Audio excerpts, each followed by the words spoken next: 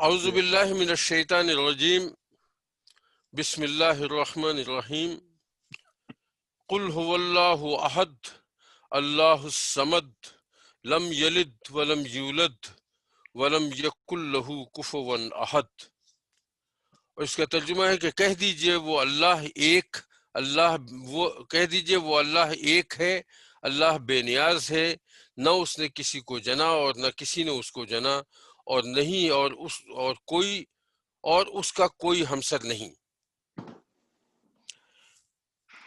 حضرات، ترجمہ اور تلاوت تو آپ لوگوں نے سماعت فرما لی۔ اس سلسلے کو، سورہ اخلاص کے سلسلے کو ہم نے شروع کیا تھا پچھلے ہفتے، اور اس کا ابتدائیہ خاصی طوالت اختیار کر گیا، اور نتیجہ یہ ہوا کہ ہم اسے مکمل نہیں کر پائے۔ تو انشاءاللہ کوشش کریں گے کہ اس دفعہ، اس مرتبہ کم سے کم سورہ اخلاص کا حصہ جو باقی رہ گیا ہے اس کو مکمل کر لیں۔ تھوڑا سا مجھے 5 منٹ دے دیجئے کہ میں اس کو ایک طرح سے آموختہ کی طرح سے اسے مختصراً دہرا دوں جو میں نے پچھلی مرتبہ عرض کیا تھا، تاکہ اس کی تسلسل میں کوئی مطلب کوئی پریشانی نہ ہو۔ احسان، میں نے سب سے پہلے تو گزارش یہ کی تھی کہ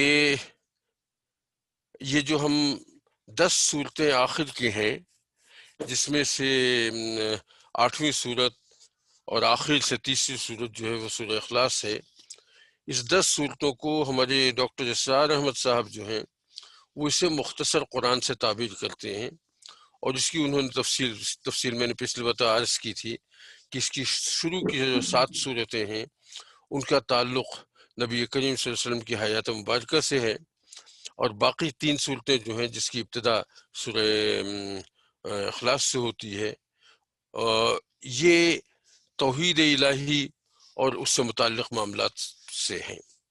تو اس اعتبار سے تو پہلی بات تو میں نے عرض کی تھی کہ اس کی حیثیت ان 10 صورتوں کی ایک مختصر قرآن کی ہے۔ پھر اس صورت کے بہت سے نام ہیں۔ سورہ اخلاص تو بڑا معروف نام ہے، اور اس کے علاوہ اس کے کوئی تقریباً 20 کے تقریب نام جو ہیں اس کے مختلف جگہوں پہ کا تذکرہ ہوا ہے۔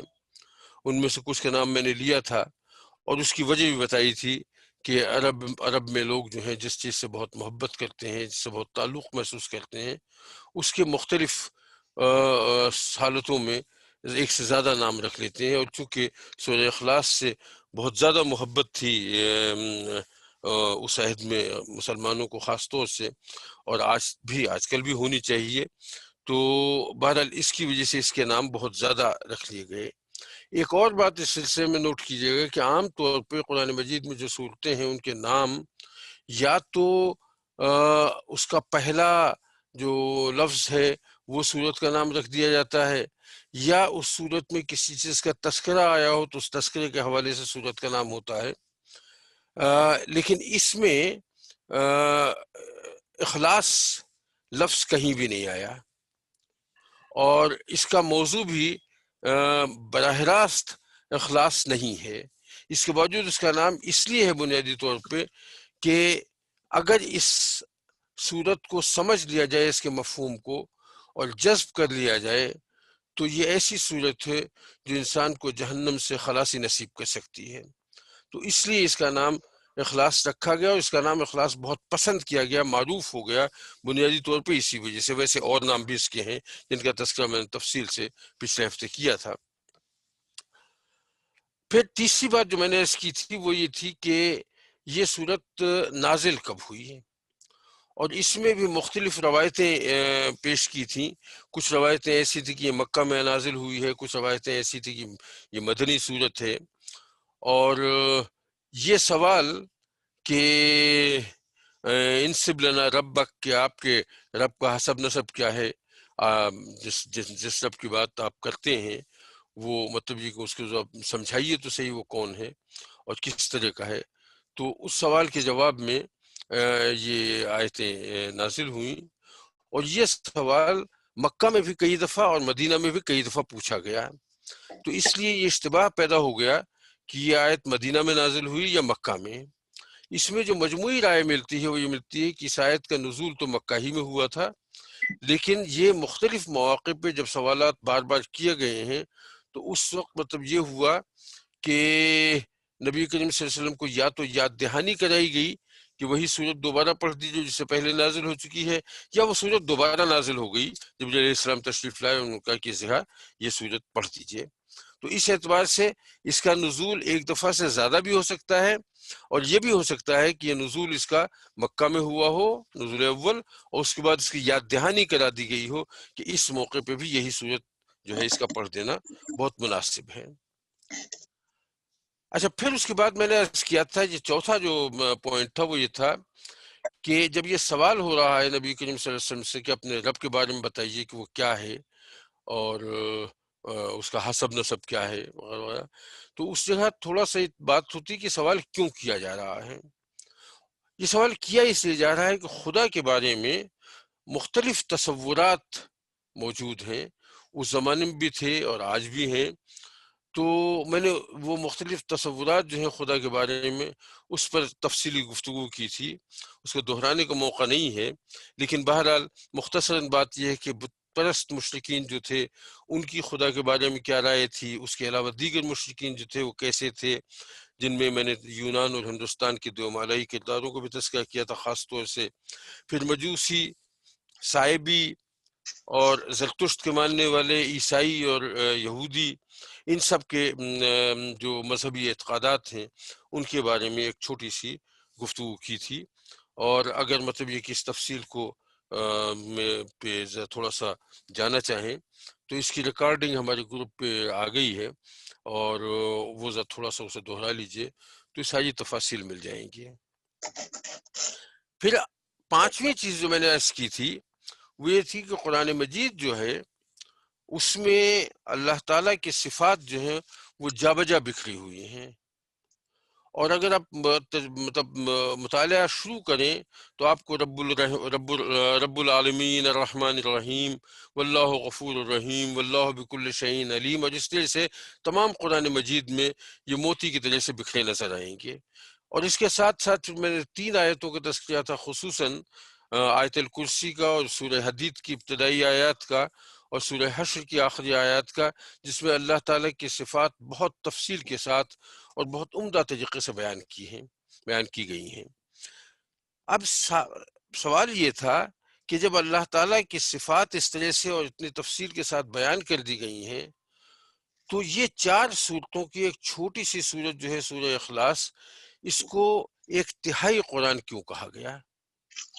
اور یہ ایک تہائی قرآن مطلب کہا گیا سے مراد یہ کسی اور نے نہیں کہا، یہ نبی کریم صلی اللہ علیہ وسلم کی مستند حدیث ہے جس میں انہوں نے اس کو ایک تہائی قرآن کہا ہے۔ تو اس پر بات ہوئی تھی کہ اس کو مطلب ایک تہائی، اور مختصر بات جو میں ایک جملے میں اس کر دوں کہ غالباً اسے اس لیے کہا گیا کہ قرآن ہمارے ایمانیات کے 3 مختلف بنیادی ارکان ہیں، ایک توحید ہے، دوسری رسالت ہے، اور تیسری جو ہے وہ میعاد یا آخرت ہے۔ تو یہ چونکہ توحید پہ بہت صاف اور اسے واضح کر دینے والی صورت ہے، اس لیے اور یہ توحید مطلب پورے ایمانی کیفیت کا تیسرا حصہ ہے، لہٰذا اس صورت کو بھی تیسرا حصہ کہا گیا، اور اسی بنیاد پہ اسے صورتوں کی سردار کہا گیا۔ میں نے شاید یہ بات پچھلے مرتبہ عرض کی تھی کہ آیت الکرسی کو آیتوں کا سردار کہا گیا ہے، اور یہ سورہ اخلاص کو صورتوں کا سردار کہا۔ تو یہاں تک ہم پہنچے تھے، اور ابھی تک ہم نے سورہ اخلاص کی کسی آیت کو الگ سے اس کا مطالعہ نہیں کیا تھا، تو آج ہم وہاں سے ابتدا کرتے ہیں۔ تو میں اس کہہ رہا تھا کہ اس کی پہلی جو آیت ہے وہ ہے قل هو اللہ احد، قل کہہ دیجئے، یہ جو ہے کہہ دیجئے یہ تخاطب ہے نبی کریم صلی اللہ علیہ وسلم سے۔ یہ آیت نازل ہوئی تو نبی صلی اللہ علیہ وسلم سے کہا گیا کہ آپ کہہ دیجئے، آپ لوگوں کو بتا دیجئے، اور اس کے بعد کا جو مضمون ہے اس کی گفتگو ہوتی ہے ابھی۔ یہ لفظ قل جو ہے قرآن مجید میں مختلف صورتوں میں تقریباً 330 یا 332 مرتبہ آیا ہے، اور ہر دفعہ اس میں بات یہی ہے کہ قل تعالوا اتل ما حرم ربکم علیکم قل یا ایھا الکافرون، تو آپ کے سامنے ہی یا ایھا النبی قل لازواجکم وبناتکم ونساء المؤمنین. تو یہ اس اعتبار سے جو قل آیا ہے اس میں ہمیشہ یہی ہوا ہے کہ ظاہر ہے تخاطب اول تو ہے وہ تو نبی اکرم صلی اللہ علیہ وسلم سے ہی ہے، لیکن پھر وہ جس کے سامنے وہ آئے یہ اس کی ذمہ داری ہو جاتی ہے کہ وہ دوسروں کے سامنے اس بات کو کہہ دے، بیان کر دے اور لوگوں کو سمجھا دے.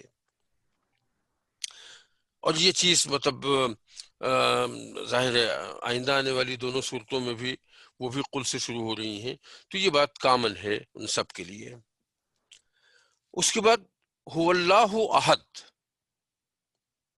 ترجمہ تو ہوا وہ اللہ ایک ہے، یکتا ہے، اکیلا ہے، بے ہمہ ہے، سب سے الگ ہے. اب اس کو مطلب اس کی جو ترکیب نحوی ہے، اب ترکیب نحوی جو ہے اس کو یہ سمجھ لیجیے کہ یہ جو ہم انگریزی میں جسے ہم کلاس انالیسس کہتے ہیں، یہ اس نوعیت کی چیز ہے جہاں پہ لفظ سے اور لفظ کے توڑے جانے سے، جملے کے توڑے جانے کے اعتبار سے گفتگو ہوتی ہے. عربی میں جو طریقہ ہے وہ یہ ہے کہ ہر جملے میں ایک اس کا حصہ جو ہے وہ مبتدا کہلاتا ہے اور دوسرا حصہ اس کا خبر کہلاتا ہے. تو مبتدا میں کسی چیز کی آئیڈینٹیفیکیشن ہوتی ہے اور خبر میں اس کی توضیح اور وضاحت بیان کی جاتی ہے. اب اس صورت کو جو نحوین ہیں انہوں نے دو طریقے سے دیکھا ہے. کچھ لوگ تو یہ کہتے ہیں کہ ہو اللہ اس میں مبتدا ہے اور احد اس کی خبر ہے کہ وہ اللہ ہو اللہ احد ہے. اچھا، دوسری جو اس کی ترکیب کی گئی ہے، ترکیب نحوی، وہ یہ ہے کہ اس میں ہوا جو ہے وہ خبر ہے، یعنی وہ ہے، اور اس کا مبتدا جو ہے وہ اللہ ہے اور مبتدا ثانی جو ہے وہ احد ہے. یعنی جو خبر ہے وہ یہ ہے کہ وہ ہے، وہ کون ہے؟ ایک تو وہ اللہ ہے اور دوسرے یہ کہ وہ احد ہے. تو اب اس سے اللہ اور احد دو لفظ ایسے آ جاتے ہیں جس میں گفتگو کی ضرورت ہے. یہ ویسے بھی قرآن مجید کی آخری صورت ہے جس میں لفظ اللہ مکمل استعمال ہوا ہے. اس کے بعد کی صورتیں جو ہیں ان میں لفظ اللہ نہیں ہے، رب استعمال ہوا اس کی جگہ. تو تھوڑا سا اس لفظ اللہ پہ ایک مختصر سی گفتگو کی ضرورت ہے. دیکھیے، ایک رائے تو یہ ہے کہ لفظ اللہ جو ہے وہ اس میں جامد ہے اور اس میں ذات ہے. اب اس میں دو لفظ آ گئے، اس میں جامد اور اس میں ذات. تھوڑی سی دونوں کی تشریح کی ضرورت ہے. پہلے تو یہ سمجھ لیجیے کہ اس میں ذات کیا ہے. ہماری محفل میں موجود ہیں ہمارے مانیٹر صاحب سید اکرم حسین صاحب. جب میں نام لیتا ہوں سید اکرم حسین کہتا ہوں تو یہ اس میں ذات ہے اکرم صاحب کا. اور آپ لوگ جو اس محفل میں شریک ہے کافی عرصے سے، وہ جانتے ہیں کہ اکثر و بیشتر خود کو ابتداً جمعہ دین کہا کرتے تھے. اب تو ماشاءاللہ عالم دین ہو گئے ہیں، لیکن یہ کہ اب اس میں جمعہ دین کہیں یا عالم دین کہیں، یہ دونوں اسماء صفات ہو گئے اکرم حسین صاحب کے لیے مختلف اوقات میں. یا مانیٹر کہہ لیجئے کہ مانیٹر سب تشریف لائے کہ نہیں لائے، تو ہم مطلب یہ کہ ایک فنکشن، ایک صفت بیان کر رہے ہیں اور لیکن اشارہ ہمارا اکرم حسین صاحب کی طرف ہے. تو اس میں ذات جو ہے جس میں کوئی شائبہ نہیں رہتا کہ ہم کس شخص کے بارے میں گفتگو کر رہے ہیں. اس میں صفات میں تھوڑا سا گنجائش ہوتی ہے کہ ہو سکتا ہے وہ کسی اور کے بارے میں بھی بات ہو رہی ہو. تو اب جب یہ کہہ دیا کہ صاحب مانیٹر صاحب تشریف نہیں لائے تو ہم میں سے 90% بلکہ تقریباً شاید 100% آدمی سمجھ جاتے ہیں کہ بات اکرم حسین صاحب کی ہو رہی ہے. لیکن یہ بھی ہو سکتا ہے کہ اکرم حسین صاحب چھٹی پہ چلے جائیں کافی عرصے کے لیے اور اس دوران وحید صاحب کو مانیٹر بنا دیا جائے اور اس دوران اگر کوئی کہے کہ مانیٹر صاحب تشریف نہیں لائے تو اس وقت مراد اس سے وحید صاحب ہو جائیں گے، اکرم حسین صاحب نہیں رہیں گے. تو اس اعتبار سے جو اس میں صفت ہے اس میں اس بات کی گنجائش رہتی ہے کہ اس میں ایک سے زیادہ لوگوں کی طرف یا ایک سے زیادہ چیزوں کی طرف اشارہ ہو. اس میں ذات خالصتاً اس شخص کے لیے اور اس ذات کے لیے ہوتا ہے جس کے بارے میں گفتگو کی جائے. تو میں نے عرض کیا تھا کہ قرآن مجید لفظ اللہ کے بارے میں ایک رائے تو یہ ہے کہ وہ اس میں ذات ہے، اور اس کے ساتھ ساتھ اس میں جامد بھی ہے. اچھا، اس میں جامد کی بات سن لیجئے. گرامر سے جو لوگ واقف ہیں ان کو تو دقت کوئی نہیں ہوگی، لیکن گرامر میں جو بنیادی رکن ہوتا ہے وہ ہوتا ہے کلمہ، اور اس کے ساتھ ایک لفظ محمل آتا ہے. تو جو لفظ بھی استعمال ہوتا ہے کسی بھی زبان میں، وہ لفظ یا تو کلمہ ہوتا ہے یا محمل ہوتا ہے. کلمہ بامانی لفظ کو کہتے ہیں، محمل جو ہے جس کو کوئی معنی نہیں ہوتے. جیسے کھانا وانا کہہ دیا تو کھانا کلمہ ہے، اور وانا جو ہے وہ اس کے ساتھ مطلب لگا دیا جاتا ہے، اس کے معنی کچھ نہیں ہوتے. اب اس کلمے کی آگے جا کے بہت سی قسمیں بنتی ہیں. اس میں اسم ہوتا ہے، فعل ہوتا ہے، اور تو اس کے ساتھ پھر یہ کہ ایک بنیادی لفظ ہوتا ہے جس سے بہت سے لفظ نکلتے ہیں. جیسے میں نے اس کیا کھانا ہے یا کھیلنا ہے. مثال کے طور پہ کھیلنا سے مطلب جب ہم اسے ماضی میں استعمال کریں گے تو ہم اسے کھیلا کر دیں گے، مستقبل کو کہیں گے تو کھیلوں گا کر دیں گے. جب اس سے ہم کوئی مطلب کھیلنے والے کا نام لیں گے تو اس کو کھلاڑی کہہ دیں گے. تو کھیلنا جو ہے وہ مصدر ہے، اور جو لفظ کھیلنا سے نکلے ہیں وہ مشتق کہلاتے ہیں. اچھا، تو مطلب دو تو قسمیں یہ ہو گئیں کہ بنیادی جسے اب ایک طرح سے عربی میں روٹ ورڈ کا تصور تھوڑا سا مختلف ہے، لیکن اور زبانوں میں ایک جسے آپ روٹ ورڈ کہیں گے وہ مصدر ہوگا، اور جو مطلب اس سے نکلے ہوئے الفاظ ہیں وہ مشتق ہوں گے. لیکن جامد جو ہے وہ لفظ اپنے طور پہ الگ سے ایک لفظ ہوتا ہے جو کسی مصدر سے بنا ہوا نہیں ہوتا، اور اس سے بھی کوئی لفظ ایسا نہیں بنتا. جیسے لفظ کراچی لے لیں، ٹورنٹو لے لیں، تو یہ الفاظ جو ہیں یہ الفاظ بس کسی وجہ سے یہ نام پڑ گیا ہے اور یہ نام ہے، تو اس میں کوئی تبدیلی نہیں ہوتی ہے، اور اس سے کوئی اور لفظ نکلتا نہیں ہے ترکیب نحوی کے اعتبار سے. تو جو میں نے کہا تھا کہ اللہ کے بارے میں ایک رائے یہ ہے کہ یہ اس میں جامد ہے اور اس میں ذات ہے. اللہ ایز اٹ از نام ہے اس ذات پاک کا جس کی ہم عبادت کرتے ہیں، اور جسے ہم مطلب ایک طرح سے آخری اور انتہا کی ذات سمجھتے ہیں. اور مطلب یہ جب اللہ کہتے ہیں تو اس سے مراد صرف اللہ ہوتا ہے اور کوئی نہیں ہوتا. اور یہ اللہ جو ہے، اچھا اب دوسری رائے سن لیجئے. دوسری رائے نحوین کی ہے. نحوین انہیں کہتے ہیں جو علم نحو سے تعلق رکھتے ہیں، جو الفاظ اور ان کی ترکیب، ان کے اجزاء، اور پھر جملے میں جو الفاظ استعمال ہوتے ہیں ان کی کلاس انالیسس، اس پر عبور رکھتے ہیں. اب نحوین کی جو رائے جو ہے وہ یہ ہے کہ اللہ ایس سچ کوئی لفظ نہیں ہے، بلکہ یہ لفظ الہ ہے جو مستعمل تھا اس زمانے میں، اور اس الہ کو اس کے شروع میں ال لگا دیا، اور تو ال لگانے کے بعد جب یہ اور اس میں سے پھر ایک جو درمیان میں الہ کا جو پہلا جو الف ہے یا حمزہ ہے جسے ہم الف کہتے ہیں، عربی میں اسے حمزہ کہتے ہیں، اس کو ہٹا دیا تو یہ اللہ ہو گیا. الف کے بعد دو لام مل گئے آپس میں. اور اللہ جو ہے وہ یہاں ال جو ہے وہ بالکل دا کے معنوں میں ہے، دی. تو جب ہم کہتے ہیں اللہ تو اس کا مطلب ہے دی الہ، یعنی الہ حقیقی.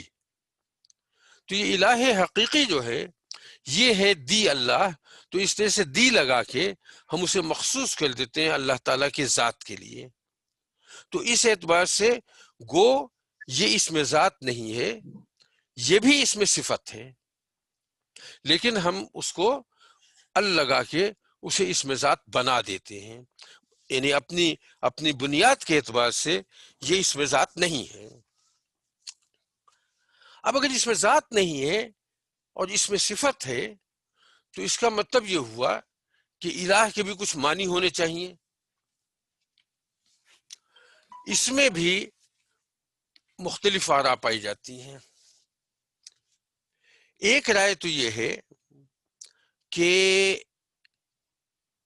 روٹ ورڈ الہ، الف لام ہے، تینوں پہ زبر، الہ، جیسے ہم کہتے ہیں ابدا، اس وزن پہ جو روٹ ورڈ ہے الہ وہاں سے نکلا ہے، یعنی الہ مشتق ہے الہ سے، اور اس کے معنی ہے کسی چیز کو اپنا معبود بنا لینا، کہ کسی ذات کو اپنا معبود بنا لینا، کسی ذات کو پرستش کے لائق سمجھنے لگنا، اور کسی ذات کو سجدے اور عبادت کے لائق سمجھنے لگنا، یہ معنی ہے الہ کے۔ تو الہ سے جو لفظ الہ نکلا اس کے معنی یہ ہوئے۔ ایک دوسرا جو روٹ ورڈ ہے وہ ہے علیہا، الف پہ زبر ہے، لام پہ زیر ہے، اور ہے پہ الف، علیہا۔ علیہا کے معنی ہوتے ہیں لپکنا کسی چیز کی طرف، کسی چیز کے لیے لہکنا۔ اور ظاہر عربی پہ تو میری اتنی دسترس نہیں ہے، میں مثال وہی دہرا دوں گا جو ڈاکٹر اسرار صاحب نے استعمال کی تھی۔ انہوں نے ایک جملہ استعمال کیا تھا کہ علیہ الفصیلہ الی امہ، یعنی بچڑا جو ہے اسے اگر چھوڑ دیا جائے، جسے ہم کٹا کہتے ہیں، تو سیدھا اپنی ماں کی طرف دوڑتا ہے تاکہ اس کے دودھ پی لے وہ۔ علیہ الفصیلی الی امہ، تو علیہ جو ہے اس کے معنی ہوئے لپکنا، لہکنا۔ اور یہ جملہ، جس جملے کا ترجمہ اگر سامنے رہے تو یہ بالکل سمجھ میں آ جاتا ہے کہ وہ شخص، وہ ذات جس کی طرف لوگ لپک کے جائیں، وہ ذات الہ ہے۔ ایک تیسری اور ترکیب ہے اس کی، وہ ہے لاہا، لام الف، لام پہ زبر کے ساتھ اور ہے پہ زبر، لاہا۔ نہ ایک سوری تھوڑا سا پیچھے چلے جائیے، میں نے جب علیہا کہا تھا تو اس کے ایک معنی تو ہے لپکتا ہوا اور لہکتا ہوا، اور اسی لفظ کے ایک معنی اور بھی ہیں جس کے معنی ہے تحیر، جو حیرت کا آخری درجہ ہوتا ہے، جسے کہتے ہیں مجسم حیرت۔ وہ تحیر جو ہے علیہا کے ایک معنی وہ بھی ہیں۔ تو الہ کے علیہ یعنی اس کے لیے بھی ہے، تو الہ کے معنی ایک تو ہو گئے لپکنے اور لہکنے کے، اور ایک ہوئے تحیر کی کیفیت کے۔ اور اس کے بعد پھر میں نے ایک جو ابھی عرض کر رہا تھا جسے درمیان میں روکنا پڑا تھا، لاہا۔ لاہا کے معنی ہوتے ہیں چھپی ہوئی چیز، کوئی ایسی چیز جو حجاب میں ہو، پردے میں ہو۔ اب چونکہ اللہ تعالیٰ کی ذات جو ہے وہ چھپی ہوئی ہے، وہ لوگ جنہوں نے بت بنا لیے ہیں یا کسی اور چیز کے پرستش کرتے ہیں، وہ بھی اس کو مطلب اللہ نہیں سمجھتے، بلکہ ان کا بھی یہ ہوتا ہے کہ اللہ تو ہے اپنی جگہ، لیکن یہ سارے معبود جو ہیں یہ اس کا مظہر ہیں، یا اس کے اوتار ہیں، یا اس کے نمائندے ہیں، یا اس کے بیٹے یا بیٹیاں ہیں، اس حوالے سے ان کی عبادت ہوتی ہے۔ لیکن جو اصل ذات الہی ہے وہ چھپی ہوئی ہے، حجاب میں ہے، پردے میں ہے۔ تو یہ چار پانچ صورتیں جو آئی ہیں، یہ لفظ اللہ کے نام سے متعلق ہیں، کہ اللہ کا نام جو ہے اسے کن معنی میں کس طرح سے مطلب اس کی تشریح کی گئی ہے، مختلف لوگوں نے کیسے اسے سمجھنے کی کوشش کی ہے۔ اس میں جو سب سے زیادہ عام مفہوم کا لفظ ہے، معنی ہے تصور معبود کے اعتبار سے، وہ وہی ہے جو پہلی ہے، جس میں لفظ اللہ اس میں ذات اور اس میں جامد سمجھا جاتا ہے۔ اور معبود کے سلسلے میں یہ ہے کہ معبود کو یہ سمجھیے کہ یہ انسان کی فطرت ہے کہ وہ کسی کو اپنا معبود بنا لے. اور جب میں یہ بات عرض کر رہا ہوں کہ انسان کی فطرت ہے تو اسے غور کیجیے گا تو بالکل سمجھ میں بات آئے گی. آپ کو کوئی ایسی ذات چاہیے جسے آپ مشکل وقت میں آواز دے سکیں، جو آپ کا مشکل کشا ہو. کوئی ایسی ذات ہو جو ایسے موقع پہ آپ کی مدد کر سکے، آپ کا مددگار ہو. کوئی ایسی ذات ہو جس سے آپ فریاد کر سکیں. کوئی ایسی ذات ہو جو مصیبت کے وقت آپ کا ہاتھ پکڑ لے. تو جب کسی وجہ سے انسان کو ضرورت پڑتی ہے، کسی ایسی کیفیت میں وہ آ جاتا ہے کہ اس کی سمجھ میں نہیں آتا کہ وہ کیا کرے، تو اس وقت اس کی یہ مجبوری ہوتی ہے کہ وہ کسی ایسی ذات کو طلب کرے اور ایسی ذات کو صدا دے اور ایسی ذات کو آواز دے جو کسی اعتبار سے اس کی مدد کر سکیں. اور اس میں وہ لوگ جو خود کو لادین کہتے ہیں اور جو اللہ پہ بلیو ہی نہیں کرتے، آپ غور کیجئے تو یہ انسانی فطرت شامل ان کے ہاں بھی ہے. اگر وہ اللہ پہ یقین نہیں کرتے تو دولت پہ یقین کرتے ہیں، شہرت پہ یقین کرتے ہیں، طاقت پہ یقین کرتے ہیں، صورت پہ یقین کرتے ہیں. تو کسی نہ کسی اعتبار سے ایک شخص دولت کو اپنا خدا سمجھ لیتا ہے، ایک شخص اپنی طاقت کو اپنا خدا سمجھ لیتا ہے، ایک شخص اپنے حسن کو اس حد تک پسند کرنے لگتا ہے کہ اس کی تقریباً پرستش سی ہو جاتی ہے. ہر وقت آئینہ دیکھنے میں مصروف رہتا ہے کہ یا اللہ مجھے کتنا حسین بنا دیا آپ نے. حالانکہ عادتاً میں اس میں یا اللہ کہہ گیا ہوں، یہ تو بات ان لوگوں کی ہو رہی جو اللہ پہ بلیو ہی نہیں کرتے. تو اس میں مطلب یہ کی ہوتا ہے کہ میں کتنا حسین ہوں، یہ کتنی حسین ہوں.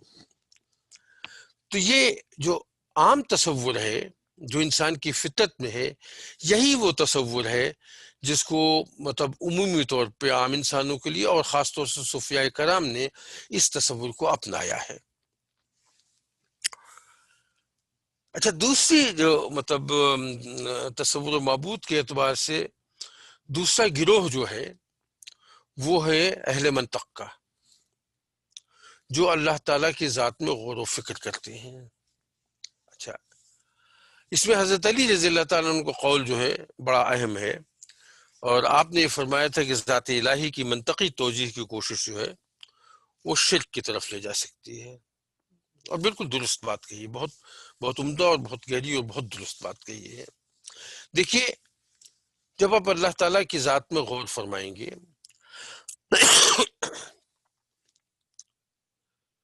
تو پہلا سوال تو یہ آئے گا کہ بھئی اللہ تعالیٰ جو ہے اس کی ذات مطلق ہے یا قدیم ہے. اچھا، اب قدیم ہے تو ہمیشہ سے ہے. ہمیشہ جو ہے ہمیشہ کہاں سے شروع ہوا ہے، ہمیشہ کہاں ختم ہوگا؟ اچھا چلیے ٹھیک ہے، ہمیشہ کو ہم مان لیتے ہیں کہ مطلب اس کی کوئی لمٹس نہیں ہے، باؤنڈری لیس ہے. تو اللہ اگر ہے تو بھائی ہر ہونے والی چیز جو ہے وہ کہیں سے آتی ہے، جنریٹ ہوتی ہے کہیں سے. تو اللہ تعالیٰ کو کہیں کسی نے بنایا ہوگا، کسی نے پیدا کیا ہوگا، کوئی تو بنیاد ہوگی. اب اس بات پہ آپ غور و فکر کرنے بیٹھ کے، اس غور و فکر کا نتیجہ کیا ہوگا؟ کسی نتیجے آپ نہیں پہنچ سکتے. ایمان کی بات یہ کہ اللہ ہے اور ہمیشہ سے ہے. پھر آگے چلیے، اللہ تعالیٰ کی صفات پہ آ جائیے. اللہ تعالیٰ کی صفات، اللہ تعالیٰ سمیع و بصیر ہے، اللہ تعالیٰ کے ہاتھ ہوتے ہیں. اب سمیع و بصیر ہے، سمیع ہے اللہ تعالیٰ، سننے والا ہے. سننے والا تو بے شک ہے، اس میں کوئی شبہ نہیں. اس لیے کہ اللہ تعالیٰ نے قرآن مجید میں اپنی ذات کے بارے میں خود فرمایا ہے کہ سمیع ہے وہ. اچھا، لیکن کیا اس کا سننا ویسے ہی ہے جیسے ہمارا سننا ہے؟ قطعاً نہیں. اگر ہم یہ سمجھتے ہیں اور یہ جانتے ہیں کہ اللہ تعالیٰ کی کوئی حیت نہیں ہے تو ظاہر ہے اس کے اس طرح کے کان بھی نہیں ہوں گے جیسے ہمارے کان ہوتے ہیں. اور پھر ہمارے کان جو ہیں اس کی ہے لمیٹیشن. مطلب ہمارے کان ایک خاص فاصلے تک سن سکتے ہیں، اس سے زیادہ فاصلہ ہو جائے تو نہیں سن سکتے۔ ہمارے کان جو ہیں وہ مطلب یہ کہ اگر الگ سے ایک آواز آ رہی ہو تو اسے سن لیتے ہیں، اگر ایک شور ہو تو شور میں کوئی آواز ہو تو وہ آواز ہمیں سنائی نہیں دیتی، حالانکہ آواز اپنی جگہ ہوتی ہے۔ لیکن اللہ تعالیٰ کا سمیع ہونا جو ہے وہ شور میں بھی آواز سن لیتا ہے۔ ساری دنیا کے لوگ چیخنے چلانے لگے، اس کو ہر ایک کی آواز الگ الگ سنائی بھی دیتی ہے، اس کے لیے فاصلہ بھی کوئی اہمیت نہیں رکھتا۔ تو اب وہ جو سنتا ہے اللہ تعالیٰ، تو اس کے سننے کی کیفیت کیا ہے؟ غور کرتے رہیے۔ اللہ تعالیٰ بصیر ہے، دیکھنے والا ہے، دیکھتا تو ہے، دیکھتے تو ہم بھی ہیں، لیکن ہمارا معاملہ یہ ہے اندھیرا ہو جائے تو ہمیں نظر نہیں آتا۔ اللہ تعالیٰ تو اندھیرے میں بھی دیکھتا ہے، تو اس کی آنکھ کیسی آنکھ ہوگی؟ حیت کے اعتبار سے ویسی تو ہو نہیں سکتی جیسے ہماری ہے۔ تو یقیناً مطلب کہ اس کے دیکھنے کی قوت جو ہے وہ کچھ اور ہے، کچھ اور ہے۔ اس کی تمام صفات جو ہیں وہ ایک اعتبار سے کچھ اور ہیں جو ہماری سمجھ میں نہیں آ سکتی، اور ہمیں صرف تھوڑا سا ایک سمبولکلی ان چیزوں کے بارے میں ہمیں جو چیزیں اللہ تعالیٰ نے خود عطا فرمائی ہیں، تھوڑا سا ایک سیمپل دے دیا گیا ہے، لیکن ہم یہ تصور نہیں کر سکتے کہ اللہ تعالیٰ کی صفت جو ہے وہ سننے کی، اس سے اصل مراد کیا ہے۔ اسی طرح سے اللہ کی پکڑ، ہم تو کسی کا ہاتھ پکڑ لیتے ہیں یا اس کو مطلب یہ کہ کسی طرح سے پکڑ کے جیل میں ڈال دیتے ہیں۔ اللہ کی پکڑ کیسے ہوتی ہے؟ اللہ کے ہاتھ کیسے ہوتے ہیں؟ یہ خیال ہے کہ ہمیں جو کچھ ملا ہے وہ عطائی ہے اور حادث ہے، یعنی ہمارے اپنے اندر کوئی چیز نہیں تھی، ہمیں بصیرت دے دی گئی، بصارت دے دی گئی تو ہم دیکھ سکتے ہیں۔ ہم میں سے لوگوں کو اندھا بھی کر دیا جاتا ہے، اندھے پیدا ہوتے ہیں، ساری زندگی اندھے رہتے ہیں۔ ہمیں کیا کہتے ہیں ایک حد دے دی ہے، کچھ لوگ دور تک دیکھ سکتے ہیں، کچھ اتنی دور تک نہیں دیکھ سکتے۔ پھر یہ چیز جو ہے ہمارے پاس حادث اعتبار سے ہے کہ کل تھی آج نہیں ہے، پھر آ جائے گی۔ تو وہ چیز جو ہمیشہ سے نہیں ہے وہ حادث ہے۔ تو ہمارے پاس وہ چیز جو ہے جی صفات جو بھی ہمارے اندر صفات ہیں وہ ایک تو کسی کی عطا کی ہوئی ہیں، اور ایک یہ کہ وہ قدیم نہیں ہے، حادث ہے۔ اچھا، اسی طرح سے اب یہ ساری، اب میں اس تفصیل میں اور زیادہ نہیں جاؤں گا اس لیے کہ یہ اتنا بہت کافی ہو گیا ہے۔ حضرت ابوبکر رضی اللہ تعالیٰ عنہ کا قول ہے کہ اللہ تعالیٰ کی ذات کے سلسلے میں ادراک سے عاجز ہو جانا ہی اصل ادراک ہے۔ یعنی ایک کیفیت ایسی آتی ہے جب بالکل آپ سوچتے ہیں اور غور کرتے ہیں تو ایک تحیر کا عالم طاری ہوتا ہے، اور آپ کو یہ احساس ہو جاتا ہے کہ نہیں، یہ وہ ذات گرامی ہے جس کو سمجھنا کہ دور دور کی بات ہے، ہم اس کو سمجھنے کے قریب بھی نہیں پہنچ سکتے ہیں۔ خبر تحیر عشق سن، نہ جنوں رہا نہ پری رہی، نہ تو رہا نہ تو میں رہا، جو رہی سو بے خبری رہی۔ یہ سیاج اورنگ آبادی کا شعر ہے، اور اس حوالے سے بہت موقع کا شعر تھا، مجھے بڑا اچھا لگا تو میں نے کہا کہ آپ تک بھی پہنچا دوں۔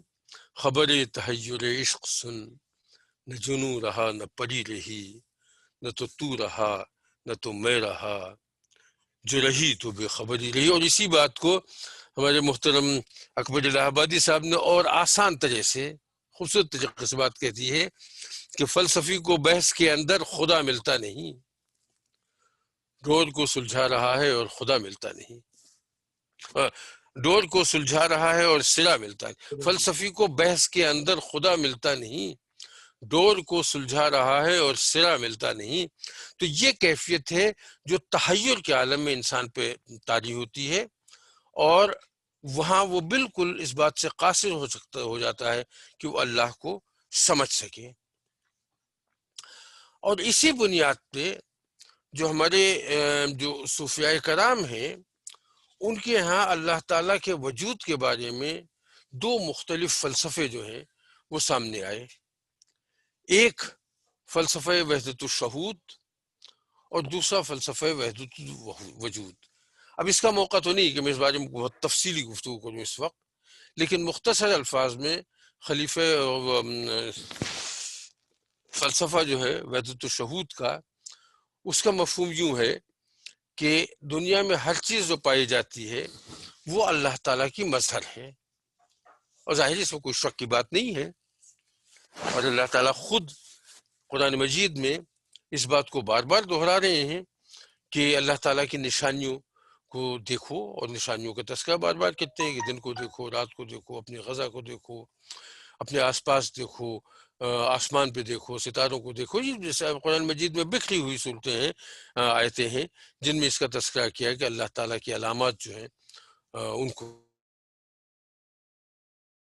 دیکھا جائے، ان کو سمجھا جائے، ان پر غور کیا جائے. تو اگر یہ بات کہی جاتی ہے کہ ہر چیز اللہ تعالیٰ کی مظہر ہے تو ظاہر یہ کوئی عجیب و غریب بات نہیں ہے، یہ بات ٹھیک ہے اپنی جگہ کہ ہر چیز اللہ تعالیٰ کی مظہر ہے. جو دوسرا اس کے مقابل جو فلسفہ ہے وہ ہے فلسفہ وحدت الوجود. اس کو اصل میں کچھ ایسا ہو جاتا ہے کہ اس کو تھوڑا سا غلط سمجھا جاتا ہے. جو جو جو جو اس کے ماننے والے صوفیاء کرام ہیں، ان کا جو جملے ملتے ہیں، لا محبوب الا اللہ، لا مطلوب الا اللہ، لا مقصود الا اللہ، لا موجود الا اللہ، لا الہ الا اللہ، هو الاول والآخر والظاہر والباطن. یہ سارے جو ہیں یہ مطلب یہ اللہ تعالیٰ کے بارے میں صوفیاء کرام کے الفاظ ہیں، اور ظاہر اس میں سے کچھ تو قرآن مجید سے ملے ہیں. تو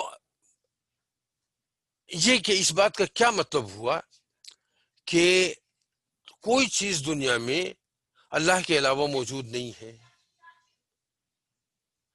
اب ہم دیکھتے ہیں کہ چیزیں موجود تو ہیں، اب یہ کیسے کہتے ہیں کہ یہ چیزیں موجود نہیں ہیں؟ تو جب یہ کہا جائے کہ ہر چیز اللہ تعالیٰ کی مظہر ہے تو وہاں تو بات سمجھ میں آتی ہے، اور جب یہ کہا جائے کہ کوئی چیز اللہ کے سوا ہے ہی نہیں تو وہاں تھوڑا سا آدمی مشکل میں پڑ جاتا ہے. اس میں ایک مثال لے لیجیے اس سلسلے میں. ایک ڈنڈا لے لیں، اس کے سرے پہ کپڑا اور روئی لپیٹ لیجیے، اور اس میں تیل ڈال دیجیے، اور پھر اس تیل کو ماچس لگا دیجیے، تو ظاہر ہے وہ وہاں پہ وہ ایک طرح سے وہ جلنے لگے گا، روشنی ہوگی اس سے.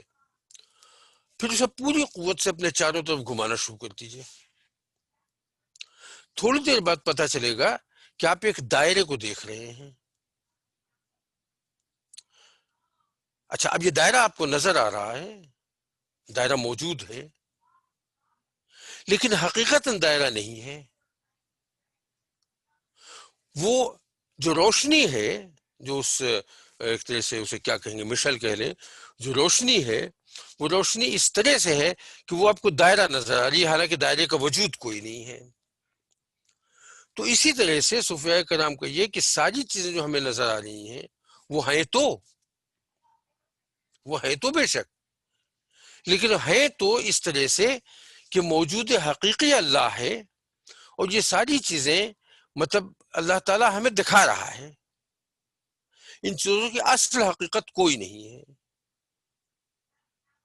ایک دن آئے گا جب یہ سب دھواں ہو جائے گا، تو یہ کیفیت جو ہے اس کے بارے میں تو یہ جو ہے کہ موجود حقیقی جو ہے وہ صرف اللہ تعالیٰ کی ذات ہے. وجود کی نفی اس میں نہیں ہے، وجود کے بارے میں ایک تصور موجود ہے، اور یہ ہے فرق پرسیپشن کا اور ریئلٹی کا. ریئلٹی جو ہے وہ حقیقی کے معنوں میں ہے، اور موجود حقیقی اللہ تعالیٰ کی ذات ہے. میں نے یہ بات اس کا تذکرہ ڈاکٹر صاحب نے بھی اسی لیے کیا تھا، اور میں بھی اسی لیے کر رہا ہوں کہ اس کی تفصیل میں تو بہت معاملات ہیں، بہت جایا جا سکتا ہے، لیکن کچھ لوگوں کا ہمارے ہاں تصور یہ بن گیا ہے کہ صوفیاء کرام جو ہیں یا ہمارے وہ بزرگ جو تصوف پہ یقین رکھتے ہیں، وہ بالکل مطلب یہ کہ عجیب و غریب قسم کی باتیں کرتے. دیکھیے جو کہانیاں وغیرہ جن کے بارے میں مشہور کر دی گئی ان کی بات تو میں نہیں کرتا، لیکن یہ کہ مطلب یہ جو یہ سمجھ لینا کہ وہ بالکل مطلب ایک طرح سے توہمات کی دنیا میں چلے گئے ہیں، یہ بات درست نہیں ہے. ان کے اپنے اپنے مطلب توجیحات ہیں، اور اللہ تعالیٰ سے محبت اور اسے معلوم کرنے کی کوشش کی. لیکن بات اصل میں وہی ہے کہ اللہ تعالیٰ کی ذات کے بارے میں کچھ آپ معلوم کرنے کی کوشش کریں گے تو آخر میں وہی عالم تحیر ہوگا، اور خبر تحیر عشق سن والا معاملہ ہو جائے گا. تو یہ ہم نے اس وقت تک آج کی محفل میں ایک تو ہم نے جو گفتگو کی ہے وہ لفظ اللہ کے بارے میں گفتگو کی، اور دوسری بات جو ہے کہ اللہ کا جو تصور ہے عام انسانوں کا، ان لوگوں کا جو منطق پہ اور غور و فکر پہ یقین کرتے ہیں، غور و فکر میں کوئی حرج نہیں ہے اور منطق میں بھی کوئی حرج نہیں ہے حد کے اندر. اور پھر اس کے بعد صفحہ کرام کا ہے جو توحید وجودی کی بات کرتے ہیں. تو یہ تین تصور ہیں معبود کے حوالے سے. تو اب تو یہ ہے کہ جب یہ کہا جائے کہ وہ ہے اللہ، قل هو اللہ، ہوا وہ ہے اللہ، تو جب یہ کہا جاتا ہے کہ وہ ہے اللہ تو اس کا مطلب ہے اللہ کے بارے میں جو آپ کا تصور ہے وہ یہ سارے تصورات جن کی آپ بات کر رہے ہیں یہ سب تصور مل کے اللہ تعالیٰ کا تصور بنتا ہے. اچھا، لیکن بات یہیں ختم نہیں ہو جاتی، اس لیے کہ اگر اس اعتبار سے آپ تصور بنائیں، صرف اس اعتبار سے جو میں نے عرض کیا ہے، تو پھر تو جو مطلب مشرکین جن چیزوں کی پرستش کرتے ہیں وہ بھی اسی زمرے میں آ جائیں گے. لہذا بات یہاں ختم نہیں ہوتی، بلکہ اس کے بعد پھر اس کا جو مبتدأ ثانی ہے جسے ہم کہتے ہیں، جو مطلب جو اس آیت میں موجود ہے کہ قل هو اللہ احد، ہوا اللہ اور احد، وہ اللہ ہے اور پھر احد بھی ہے. اس احد نے اس اللہ کو مخصوص کر دیا ہے. اور احد پہ بھی تھوڑی سی تفصیل سے گفتگو کی ضرورت ہے.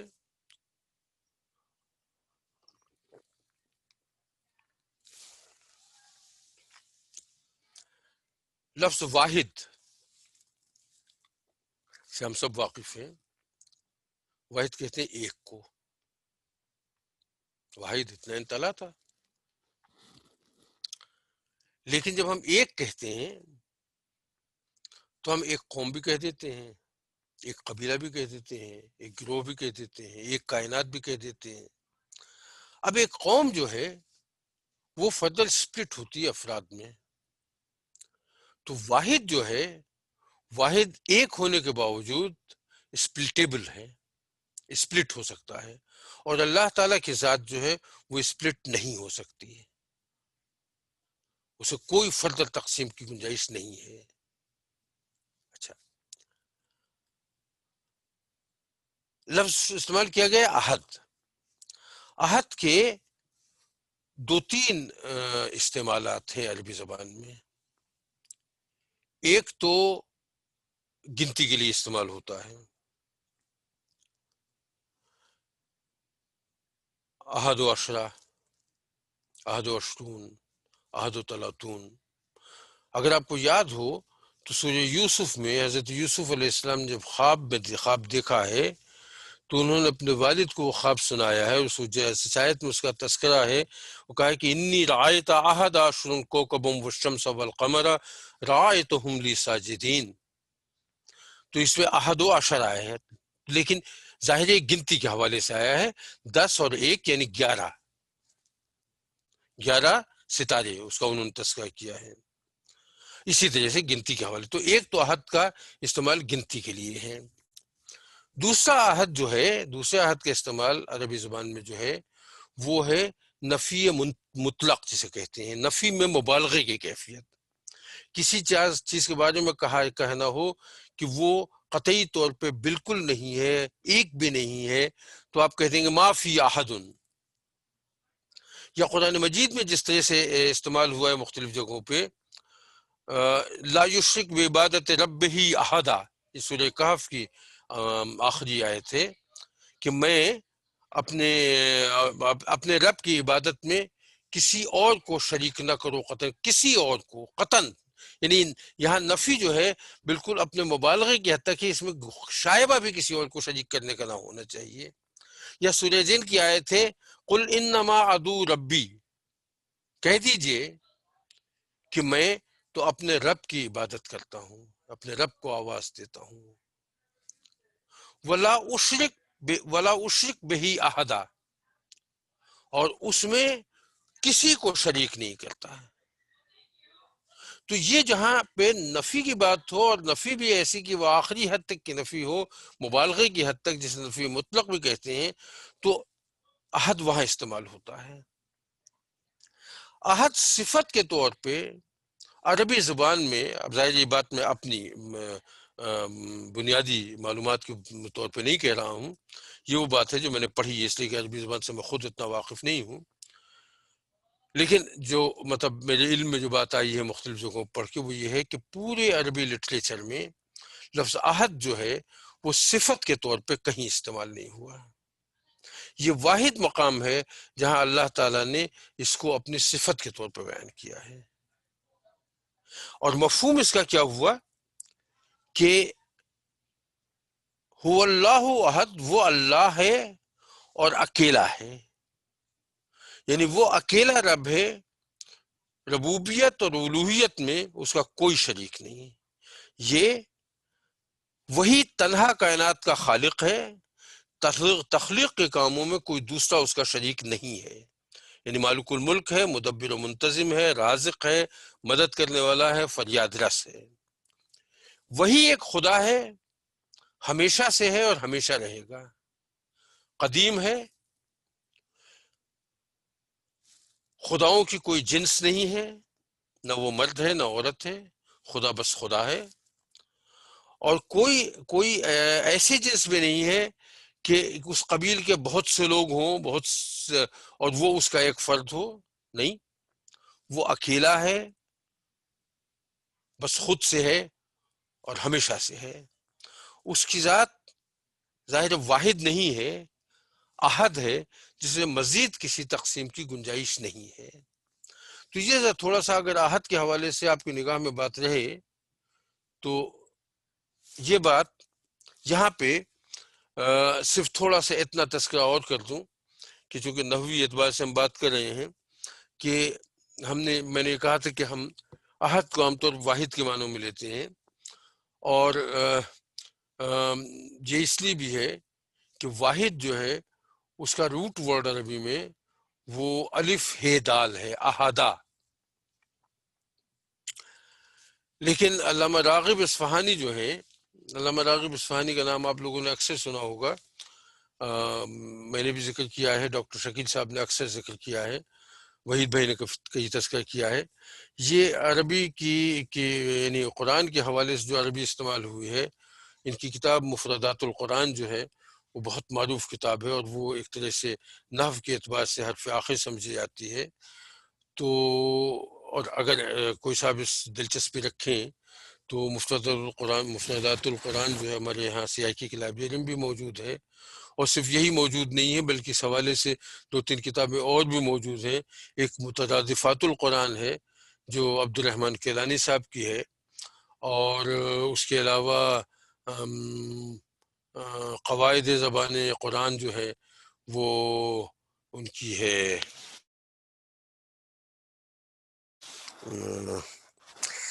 بھائی جن کی حدیث کی اہمیت اور ضرورت ہے، کیا نام ہے ان کا، دیکھیے بھی نام آئے گا تو میں آپ کو بتا دوں گا، کیا نام ان کا بھائی بالکل یاد نہیں آ رہا ہے، خلیل الرحمن چشتی صاحب تھے۔ تو عام جو مطلب نحویین ہیں انہوں نے تو اس کا جو روٹ ورڈ ہے وہ وحدہ ہی لیا ہے، جس سے واحد بھی بنتا ہے اور جس سے احد بھی بنتا ہے۔ لیکن راغب اصفہانی صاحب کی رائے یہ ہے کہ یہ دو الگ الگ روٹ ورڈ ہیں، ایک وحدہ ہے، ایک دوسرا ہے احدہ۔ تو یہ جو لفظ احد ہے اس کا روٹ ورڈ احدہ ہے، یہ راغب اصفہانی صاحب کی رائے ہے، لیکن یہ میں نے صرف اس لیے تذکرہ کر دیا کہ اس کا ذکر آیا تھا، تو اس کا ذکر بس ہو جانا چاہیے ریکارڈ کی درستی کے لیے۔ قل هو اللہ احد، کہہ دیجئے کہ وہ ہے یا وہی ہے اللہ، اور وہ احد ہے۔ میں نے لفظ اللہ پہ خاصی تفصیل سے گفتگو ہو گئی اور لفظ احد پہ بھی گفتگو ہو گئی، تو یہ پہلی آیت جو ہے اس کا مفہوم تو یہاں تک آ گیا ہے۔ اور دوسری جو آیت ہے وہ بھی بظاہر بہت مختصر سی ہے، اللہ الصمد، اللہ بے نیاز ہے۔ اچھا،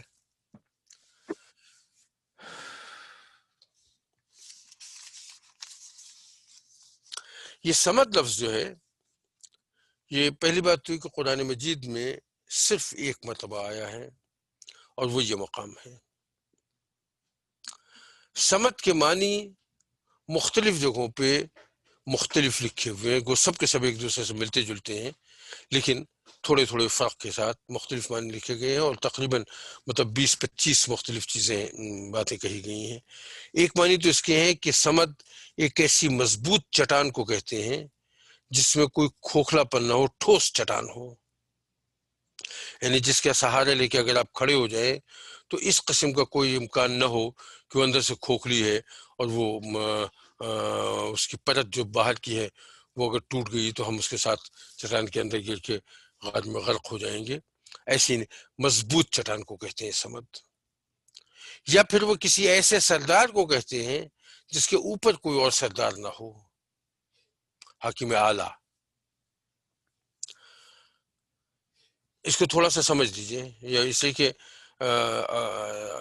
دنیاوی اعتبار سے اگر ہم دیکھیں تو جو مطلب دنیا بھر میں مختلف جو نظام ہیں حکومت چلانے کے، اس میں یہ ہے کہ ملک کا نظام چلانے کے لیے ایک نظام ایسا ہے کہ ملک کا نظام چلانے کے لیے ایک ایگزیکٹو چیف ہوتا ہے جسے وزیر اعظم کہہ لیتے ہیں، لیکن آئینی طور پہ، اب ہمارے یہاں تو خیر اس میں تبدیلی کر دی گئی ہے، آئینی طور پہ وزیر اعظم کے اوپر صدر ہوتا ہے، جس کے پاس یہ پاور ہوتی ہے کہ وہ جب چاہے وہ وزیر اعظم کو برطرف کرتے۔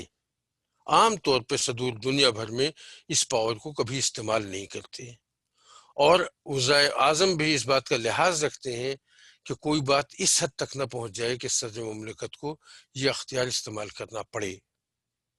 ہمارے ہاں ایسا ہوا کہ صدر نے اس اختیار کو استعمال کیا، ایک دفعہ سے زیادہ استعمال کیا، اور نتیجہ یہ ہوا کہ اس کو تبدیل کرنا پڑا۔ لیکن اگر اب بھی دیکھیں تو ہمارے یہاں جو چیف جسٹس ہے وہ بہرحال ایک طرح سے آخری چیز ہو گیا ہے کہ وہ صدر کے احکامات پہ بھی دے سکتا ہے فیصلہ کہ نہیں یہ حکم جو ہے یہ قانونی نہیں ہے، ان کے مطابق نہیں ہے، اور وہ وزیر اعظم کو برطرف بھی کر سکتا ہے۔ تو اب اسے آپ سردار اعلیٰ کہہ لیجیے۔ تو کہنے کا مطلب یہ ہے کہ صمد اس سردار کو کہتے ہیں جس سردار کے اوپر کوئی سردار نہ ہو، جو آخری چیز ہو، دنیاوی اعتبار سے بھی ایک سردار کی آخری سٹیج ہوتا ہے۔ صمد اس کو بھی کہتے ہیں جس کی طرف لوگ اپنی ضروریات پوری کرنے کے لیے دیکھتے ہیں۔ میں گھر پہ بیٹھا ہوا ہوں، نوکری نہیں مل رہی ہے، جاب کی تلاش میں ہوں، میں کیا کروں، کس سے کہوں؟ تو وہ شخص، میرے قبیلے کا سردار یا میرے قبیلے کا یا میرے محلے کا یا میرے رشتہ داروں میں یا میرے حلقہ احباب میں کوئی ایسا شخص جو کسی اعتبار سے ایسا ہو، جو جس کا ایک طرح سے کہہ لیجئے کہ کچھ اثر و رسوخ ہو، تو میں اس کی طرف جاتا ہوں، اس سے کہتا ہوں کہ بھائی صاحب میں مشکل میں ہوں، میری نوکری دلانے میں میری مدد کر دیجیے۔ یا کوئی بھوکا شخص کسی کے پاس مطلب چلا جاتا ہے اپنی رزق کی ضرورت پورے کرنے کے لیے، یا کوئی بیمار ہے وہ کسی ڈاکٹر یا حکیم کے پاس چلا جاتا ہے علاج کے لیے، تو صمد وہ بھی کہلاتا ہے جس کی طرف لوگ اپنی ضروریات پوری کرنے کے لیے دیکھتے ہیں۔ سمد اسے بھی کہتے ہیں جو ہر اعتبار سے کامل ہو، اور اسے بھی کہتے ہیں جو ہر اعتبار سے بے عیب ہو۔ تو سمد جو ہے وہ لفظ انسانوں کے لیے بھی استعمال ہوتا ہے، اور سمد انسانوں کے لیے استعمال ہوتا ہے، میں نے جیسے مثالیں دی اس میں بالکل سامنے کی بات ہے، تو اس لیے صرف ہوا سمد نہیں کہا کہ وہ سمد ہے، نہ، یہاں جو کہا گیا ہے اللہ الصمد، وہ اللہ جس کے بارے میں ہم پہلے بات کرتے آ رہے ہیں، اور وہ اللہ جو احد بھی ہے وہ سمد بھی ہے۔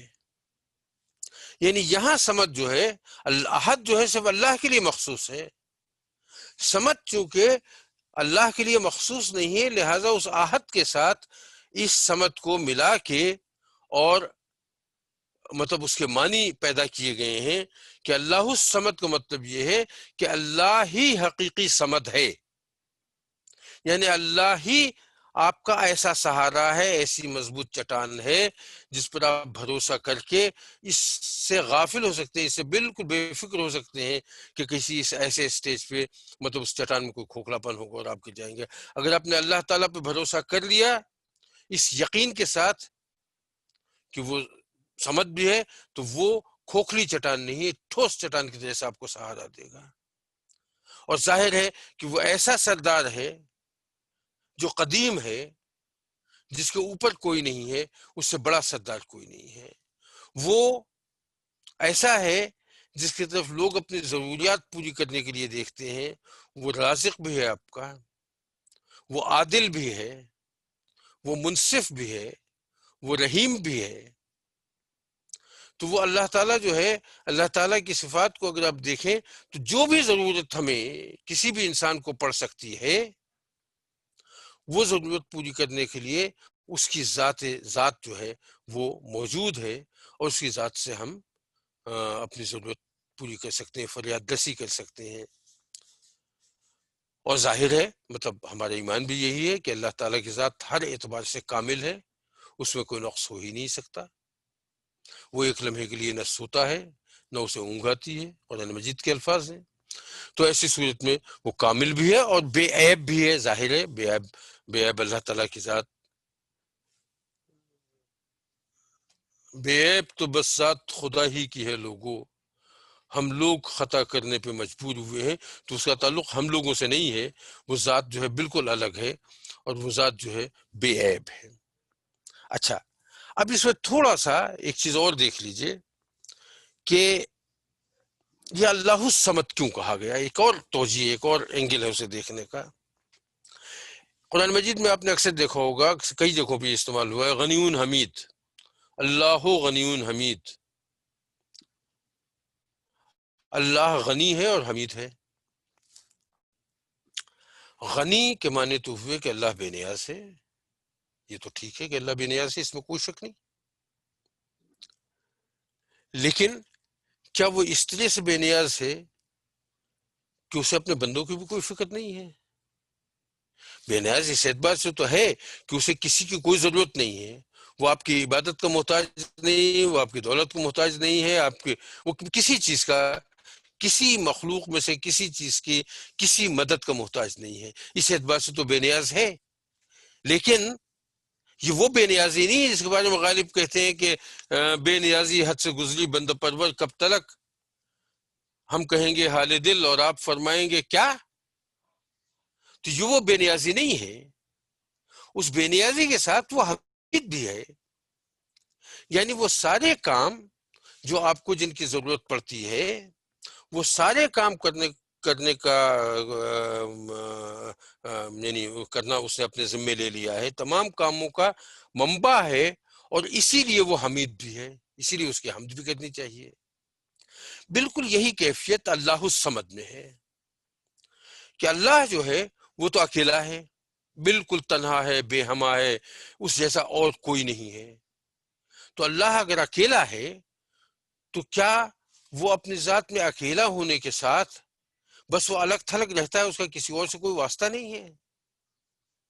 یہ بات ٹھیک نہیں ہے، اکیلا تو ہے، تنہا تو ہے، اور اس جیسا کوئی بھی نہیں ہے، لیکن اس کے ساتھ وہ تمام مخلوق جس کو اس نے پیدا کیا ہے، اس کی خبر گیری، اس کی دستگیری، اس کی پناہ، اس کا سہارا، یہ بھی اللہ تعالیٰ کے ذمہ داریوں میں اللہ تعالیٰ نے اپنے لیے اپنی ذمہ داریوں میں رکھ لیا ہے۔ تو اللہ الصمد جو ہے وہ مطلب صمد کے ساتھ جب اللہ لگا دیا گیا تو صمد مخصوص ہو گیا اس ذات باری کی طرف جو اکیلی بھی ہے اور ہماری دستگیر بھی ہے، ہماری خبرگیر بھی ہے، ہمارے لیے آخری جائے پناہ بھی ہے، ہماری مددگار بھی ہے، ہمارے لیے سہارا بھی ہے، اور اسی لیے ہم اس سے دعا مانگتے ہیں۔ قل هو اللہ احد اللہ الصمد لم یلد ولم یولد،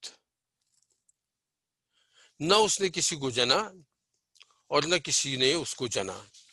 اس سلسلے میں کافی تفصیل سے گفتگو ہو چکی تھی جب میں بات کر رہا تھا اللہ تعالیٰ کے خدا کے بارے میں جو مختلف تصورات تھے، تو اسے مزید کوئی گفتگو کرنے کی کوئی زیادہ ضرورت نہیں ہے، سوائے اس کے کہ ایک دو جملوں میں یہ بات میں کہہ دوں کہ اگر آپ مطلب یہ خاص طور سے یونان اور ہندوستان کے دو مالائی کردار دیکھیں تو اس میں آپ کو نظر آئے گا باقاعدہ کہ ایک مطلب ان کا ایک دیوتا ہے اور ایک دیوی ہے، ان دونوں کے تعلق سے ایک نیا دیوتا پیدا ہو گیا، اور پھر اس کے بعد مطلب ایک اسی کہانی شروع ہو گئی۔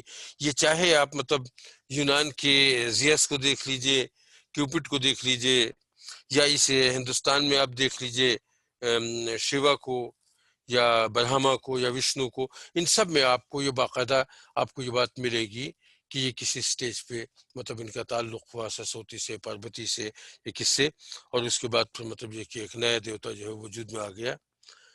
یہ تصور مطلب خاص طور سے موجود رہا ہے ان لوگوں میں جو عبادت تو کرتے ہیں اللہ کی لیکن کسی اور نام سے اور کسی اور تصور سے کرتے ہیں۔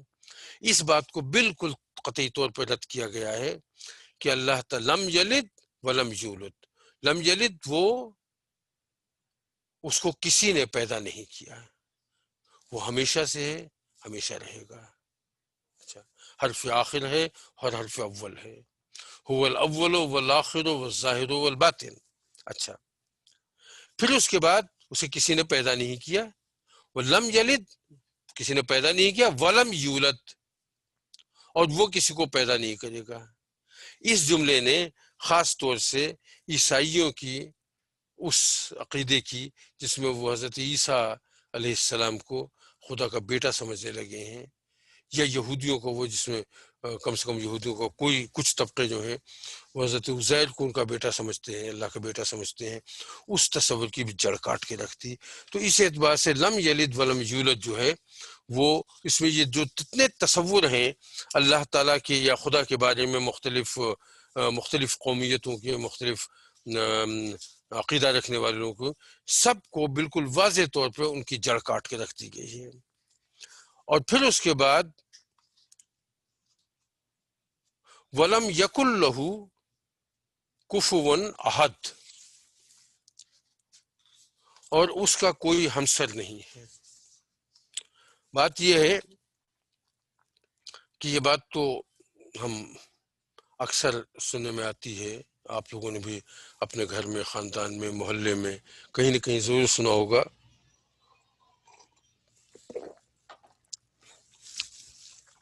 بھئی رشتہ ہم تلاش کریں لیکن اپنے کفو میں کریں گے۔ کفو میں کریں گے مطلب یہ ہوا کہ ہم نے برابر کے لوگوں میں کریں گے۔ مطلب اگر میں کسی دفتر میں اچھی معقول قسم کی نوکری کر رہا ہوں، مینیجر یا اسسٹنٹ مینیجر کی لیول پہ ہوں، یا بہرحال معقول قسم کی نوکری ہے، تو اب میرے لیے یہ مناسب نہیں ہے کسی طور پہ کہ میں اپنے کام والی جو گھر پہ جو ماسٹری آتی ہے اس کی لڑکی سے شادی کر لوں۔ حرج تو کوئی نہیں اس میں، نہ اللہ تعالیٰ نے اسے منع کیا ہے، اور اگر کوئی شخص ایسا کر لے اور اس کے ساتھ انصاف کر سکے تو سبحان اللہ، اس سے بہتر عمل تو کوئی نہیں ہو سکتا۔ لیکن ہوتا یہ ہے عام طور پہ کہ جس ماحول میں آپ کی پرورش ہوتی ہے اس ماحول کے کچھ اثرات آپ کی طبیعت پہ ایسے ہوتے ہیں جو انمٹ ہو جاتے ہیں، اور اس انمٹ ہو جانے کی وجہ سے بعض وقت دونوں میں جو فکری ہم آہنگی ہے وہ نہیں ہو پاتی. اس لیے یہ تصور عام طور پہ ہے کہ رشتہ جو ہے وہ کفو میں کرنا چاہیے تاکہ برابر کے لوگ ہوں، ہماسر لوگ ہوں، ہم سر لوگ ہوں ایک دوسرے کے. یہاں پہ یہ بات کہی گئی کہ اللہ تعالیٰ جو ہے وہ واحد ہے، اللہ تعالیٰ احد ہے، اللہ تعالیٰ صمد ہے، اللہ تعالیٰ قدیم ہے، اللہ تعالیٰ کو کسی نے پیدا نہیں کیا، وہ کسی کو پیدا نہیں کیا. ظاہر ہے سب کا نتیجہ یہ ہے کہ کوئی اس کے برابر نہیں ہو سکتا، کوئی اس کا ہمسر نہیں ہو سکتا. تو یہ خدا اخلاص کی 4 آیتیں جو ہیں اس کے بارے میں میرا جتنا مطالعہ تھا وہ میں نے آپ کی خدمت میں پیش کر دیا ہے. اللہ تعالیٰ اسے قبول فرمائے، اور اس سے مطلب یہ کہ کسی طرح سے کسی حوالے سے آپ لوگوں کے علم میں اضافہ ہو سکتا ہے. میرے علم میں تو بہت ہوا ہے، تو آپ لوگوں کے علم میں اضافہ ہو سکتا ہے یا عمل میں اضافہ ہو سکتا ہے. تو اللہ تعالیٰ اس کی توفیق فرم دے ہم لوگوں کو سب کو. آمین. وآخر دعوانا ان الحمد للہ رب العالمین.